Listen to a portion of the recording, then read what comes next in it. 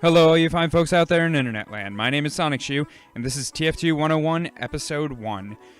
Last episode, Episode 0, we just went over some boring option stuff in the menu here. Just want to cover a few of them in case you skipped it. I wouldn't blame you. It was really basic stuff. Make sure your FOV is all the way up.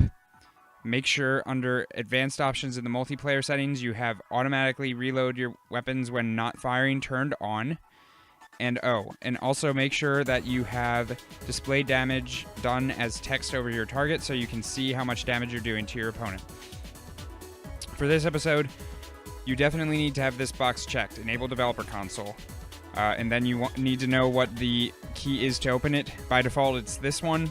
I'll show you on the screen another thing that it'll be easier to see, the tilde key. But we're going to go over basic network settings. So I'm not going to explain how all this works, but basically I'm going to show you some commands that you can enter in this dialog box, and these will make your game run a lot smoother. So first and foremost, CL_CMD rate, like this, by default will be set to 30. This is abysmal. You want to jack this up. So you type that in and you type in, I type in 100. The maximum that Valve servers will let you have is 66. But if you ever play on a custom server with a higher tick rate, put it in 100. It's not going to hurt anything. The game will bump it down as needed to the maximum tick rate of the server. I'm not going to explain what all this means, but basically the super short version, this is going to speed up the rate at which your game client on your computer communicates with the server that you're playing the game on. So basically, it'll make lag compensation easier for the server, or it'll make your game just look and run smoother. So you want your tick rate as high as you can get it. The other type of tick rate, CL_update rate, like this, you want it to 66. You want that set to 66. By default, it is only set to 20. This means that by default, your game will only receive 20 packets of information from the server every second. You can jack that up to 66. That is the maximum amount available on Valve servers. Again, if you're playing on certain custom servers, it might be higher, but by default, if you're playing casual or competitive mode, you want it to 66. Anything higher than that in the game will just jack it down for you automatically. So there are two more settings that you'll want to know about. The first of them is CL interp, and this by default will be sent to 0.1. We're going to have it bumped down quite significantly from that. I'm not going to explain what this is. It's way too complicated for me to explain here. It took me like an hour or two of research to fully understand it for myself. Basically, just know that this is a necessary evil, and you want as little of it as you possibly can, but your game does need some of it in order to function properly. It's more or less artificial lag between your game client and what the server is sending to you. So you want as little of it as you can, but you do need some of it. So we're going to set it to 0 for now. And the true value, the game by default will not let it go any lower than this number right here. But we're going to set it to 0, and I will show you why right now. The next setting that we're looking at is CL interp ratio. This is a much better way of doing things. This will automatically set your interp rate to a certain interval of how often you receive packets. Again, I'm not going to explain this all here. It's way too complicated. But basically, this is how much lag you want your game to have, and this is in packets that you receive per second. The minimum that you really should ever have is 2. Basically, the lower this number, the more you trust your connection to the server.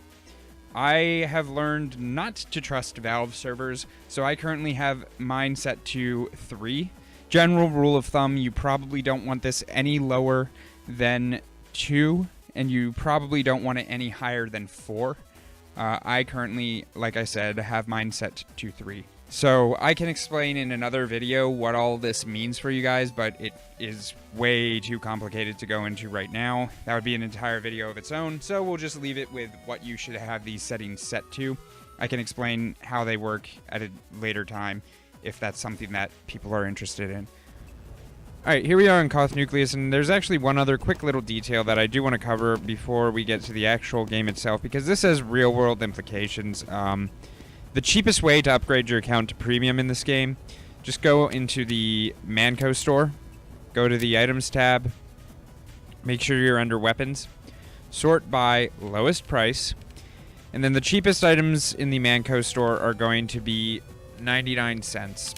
So there's a neat little feature with these where you can click try it out, and this will put a copy of that item into your inventory. I can't do it right now because I have another one because I was showing a friend. But basically, so you go to an item, you click try it out, and then you'll get it for a test run.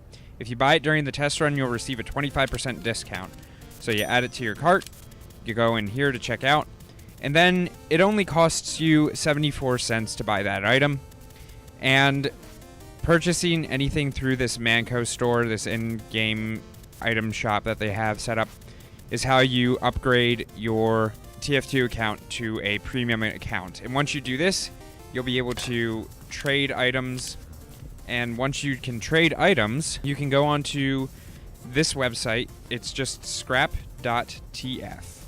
This is a place where you can trade your weapons that you get as drops for any other weapon in the game. So all you do is you go in here and you sign in through Steam, and then you can trade weapons. So you can say you want to get the Babyface Blaster. You just would type in the search, Babyface's Blaster. And then it's going to show you all the different bots that have that. So I go into the generic scrap bot here, then I type in, yeah, Babyface Blaster. So then I pick the Babyface Blaster, that's a weapon I want. And then I can select an item from my backpack that I want to... Then I could select an item that I wanted to trade. For some reason my backpack isn't loading right now. But basically you can trade any one random drop item for any other. And that way you don't have to buy items through the Manco store because they're extremely overpriced. Some of them are as expensive as like 10 bucks, I think. Something ridiculous like that. And you don't have to waste your scrap metal crafting items. This is the most efficient way to do it. It only costs you 74 cents, like I said. And once you do that, you'll be able to trade the random drops you get just from playing the game for items that you want. So if you get a weapon that you don't want or you know is bad, say you get the panic attack and you really, really, really wanted a pair of gunboats, well, you can trade that panic attack for a pair of gunboats. And that just saves you time and money and a lot of resources, so it's definitely worth knowing how to do. Alright, I think that wraps things up for this video. Thank you for watching. If you liked this video or found it helpful in any way, then please go ahead and leave a like. If you know anyone that you think this video could help, then please go ahead and share that with them. And if you'd like to see more from this channel, then please go ahead and subscribe. And as always, I'm interested in hearing your feedback, so please go ahead and share that with me in the comment section. Next video, we should be going over basic game mechanics, things that make TF2 TF2 and separate it from other FPS. Things that are very important to know and understand if you want to be successful at this game. Because a lot of these things that I'm going to go over next video are not exactly self-evident. Some of them are, but most of them aren't. And knowing and understanding how they work is really the first step to improving in this game in any way. You have to understand the fundamentals, and even at higher levels of play, these are things that are really important to just have a good firm grip on. So we'll go over that next video. If we have the time, we might go into class breakdown and what each class can and can't do. I'm not sure if I'll have the time. I'm trying to keep these videos nice bite-sized chunks of about 10 to 15 minutes at most, but I don't really want to go on to the next set of topics yet because it will take quite some time for me to explain. So I already have most of the footage recorded for that, so that should be up within a day or two. So look forward to that. Thanks for watching, and until next time, my name is Sonic Shoe, and it's been nice talking to you.